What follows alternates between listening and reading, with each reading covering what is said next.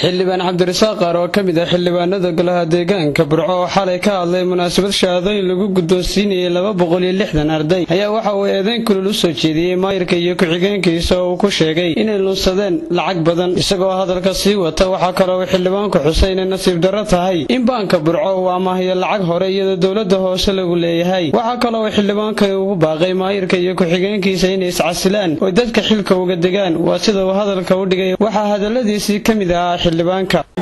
waxaan doonayaa kelmad ku soo wax ka ilaahdo bariyahan waxaad maqlayseen golida deegaanka Burco uu haystay golida deegaanka Burco uu murmayay way qurux badnayn dadkiina soo doortay hortooda inaan isku yara qabsano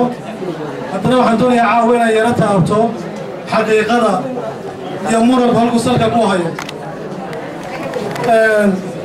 maalintii golahana loo doortay waxaan loo dheeriyay inaan hantida ummadda ilaalino inaan horumar ka shaqeyno inaan sinaan iyo cadaalad ka shaqeyno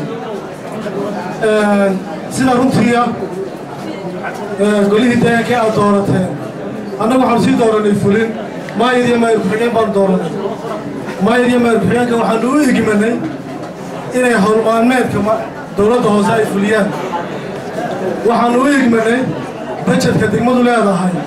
oo 25 bilyan ka badan inay maamulaan inay horumar ku sameeyaan annaguna aan la garab taagnaano oo wixii saxana ku taageerno wixii khaladana ka qabano waxa keenay khilaafka waxaan oranay degmadii oo hoos u sii socota degmadii 25 bilyan miisaaniyadeedu ahayd oo amaah ku socota amaah ku jirta in ka badan 700,000 oo deyna ayaa shacabka Burco lagu leeyahay waxaa nasiib darro ah bangiga Burco sanadkii hore waxaan ka amaahnay 600 milyan oo Soomaaliland shilin nasiib darro maamulka baanku annagoo tii hore iska bixinin oo 450 milyan lagu harsan tahay ayuu 300 milyan saakayna siiyay waxaan u arkaa inuu fadhiisanayo degmada 750 milyan Burco ma qaadayso deyna banka oo lagu leeyahay maalin media waxaad ku arkayseen kaalintii shidaalkii joojisay 270 milyan bay yeelatay oo nin ganacsada haddii hadday soo noqon weydo gabaxiisa uu haysanaya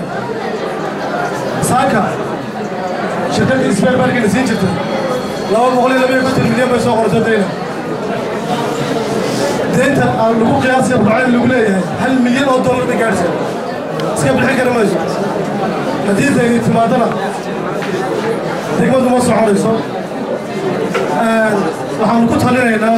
horena aan ugu talinay annagoo danta degmada ka talinaynaa maayirka iyo maayir ku-xigeenka jooga si sharaf leh inay isu casilaan xilka ummadda inay uga degaan waxaan ku darayaa kusoo koobaya maalin shirtahay hadday maayirku u xiriyo golaha deegaanka qoladii media ka hadashay waa dhalinyaro maamul dawlada hore bay soo mareen waa runtiisa isagii annagu waa markii noogu horeysay annaga iyo isagaba waa markii noogu horeysay waxba yanaan isku calaanayn xafiis dawladda waa markii labadaba noogu horeysay waxaan ku soo koobayaa waxgaradka reer Burco dhalinyarada reer Burco odayaasha reer Burco maamulka gobolka ka degmada dhammaan in la isugu yimaado degmadii oo lala xisaabtamo ayaanu diyaar u nahay inaan ummadda horteeda uga caddaynaanu diyaar u nahay maayirkiiyo maayir ku-xigeenka haddaan iscasilaynin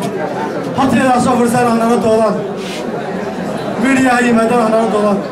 fagaareesha ha yimaadaan ha doodaan waxaanu leenahay waad fashilantay waan ku celinaynaa iscasilaba